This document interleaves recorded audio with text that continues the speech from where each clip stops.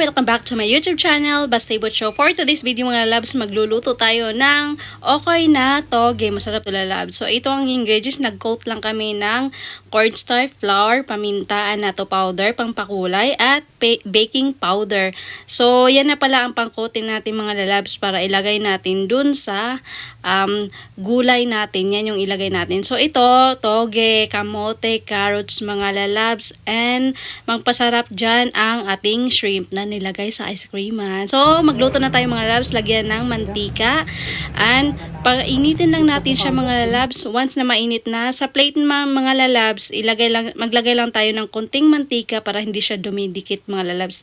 And then, yung gulay, and then yung ating shrimp. Ganyan ang mga lalabs kasimple. Yun nga lang, matrabaho lang talaga siya mga labs medyo. Pero, sulit naman kasi masarap at the end of manluluto na. So, ganyan lang. Yan yung purpose nating nag-coat tayo. Yan. And then, after nun, pwede na tayo mag-fried mga labs. Ganyan lang mga labs ang ating, okay na toge pagpaluto. So, same lang process mga lalabs. Mag-coat lang and then i-fried lang natin siya mga lalabs.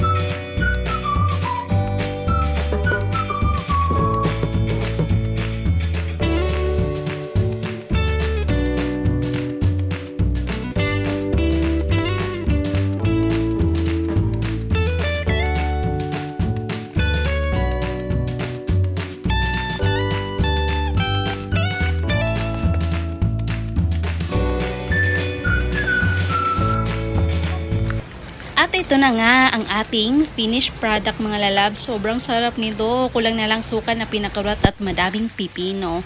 So ayan, ito na yung aming tanghalian for today's mga lalabs. At don't forget to like and subscribe mga lalab. And click notification bell for more videos. Mga unta! Bye bye and ingat!